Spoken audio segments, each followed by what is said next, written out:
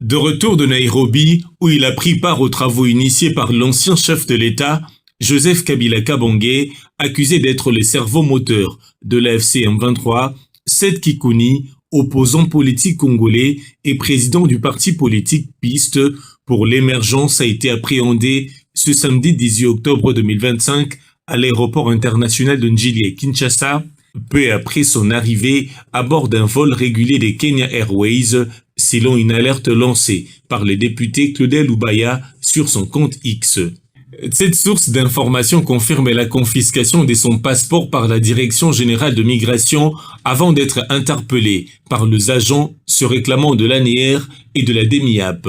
Ces agents l'auraient ensuite embarqué vers une destination inconnue sans aucune explication officielle ne soit fournie. Ses collaborateurs venus l'accueillir à l'aéroport affirment avoir perdu tout contact avec lui et ignorent jusqu'à présent les lieux où il se trouve ni les raisons exactes de son interpellation.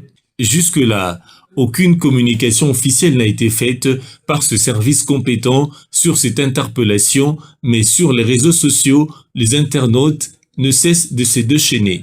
Candidat à la présidentielle de 2018, Seth Kikouni s'est imposé ces dernières années comme l'une des voix les plus critiques du pouvoir en place.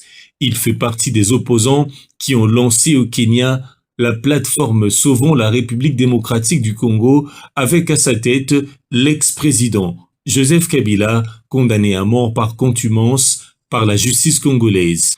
La plateforme Sauvons la RDC n'a pas cependant reçu les soutiens de certains opposants, tels que Martin Fayulu, Delis Sanga, Jean-Marc Kabonda et Moïse Katumbi. Ce dernier aurait été convié et n'a pas envoyé de représentants jusqu'à la dernière minute de cette messe dite noire par quelques ténors de la majorité présidentielle. Son parti politique Piste pour l'émergence crie au scandale et dénonce avec la plus vive fureur cette énième arrestation de son président perpétrée par les agents de l'ANR et la DEMIAP. Un communiqué du parti Piste pour l'émergence condamne avec la plus grande fermeté cet acte de répression politique qui illustre la dérive totalitaire, violant ainsi la Constitution de la République et les instruments internationaux relatifs aux droits humains. Piste exige la libération immédiate et sans condition de son président et appelle le peuple congolais à demeurer résilient, uni et mobilisé pour la défense de la liberté, de la démocratie et de l'état de droit. L'interpellation de Seth Kikouni a également suscité de réactions dans les rangs de la classe politique congolaise. Quelques voix soutenant le pouvoir en place qualifient sa participation au conclave de Kabila de trahison, exigeant qu'il réponde de ses actes car la trahison reste impardonnable. La RDC peut-elle encore croire à la sincérité de l'amitié du Kenya qui est à l'origine des plusieurs faits politiques qui menacent sa souveraineté et l'intégrité de son territoire? Il sied de rappeler que c'est à Nairobi que Corneille Nangaa a annoncé en décembre 2023 la création de l'Alliance Fleuve Congo qui a rejoint la rébellion du M23, laquelle occupe une partie de l'Est de la RDC.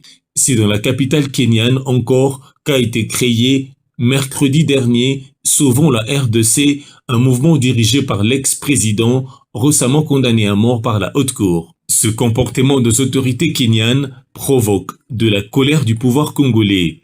En effet, les objectifs de la rébellion de l'AFC M23 ne semblent pas être éloignés de ceux des Sauvons la RDC puisqu'il s'agit de conquérir le pouvoir par les armes. Kinshasa a rappelé son ambassadeur à Nairobi après la création de l'AFC M23 en décembre 2023. La colère des autorités congolaises s'est aggravée en août dernier lorsque le président kenyan William Ruto a nommé un consul à Goma, une zone sous contrôle rebelle. Rappelons que les relations entre les deux pays traversent une phase critique depuis plusieurs années. L'épisode des déclarations de William Ruto en 2022 qualifiant le Congolais de chanteur et affirmant que la RDC comptait 90 millions d'habitants Mais pas une seule vache avait déjà créé un choc diplomatique dont les conséquences se font encore sentir. L'accession de William Ruto à la présidence kenyane n'a fait qu'accentuer les méfiances réciproques. La gestion de la force régionale de l'EAC a constitué un autre point de friction majeur. Les remarques publiques du président Félix Tshisekedi lors du sommet de Bujumbura en février 2023, qui a dit, je cite, « Ne faites pas favoriser le M23 », témoignent déjà des suspicions congolaises quant à l'impartialité du Kenya dans les processus de paix. La démission spectaculaire du général Jeff Niaga et son remplacement unilatéral par Nairobi ont encore approfondi ce fossé diplomatique entre Kinshasa et Nairobi.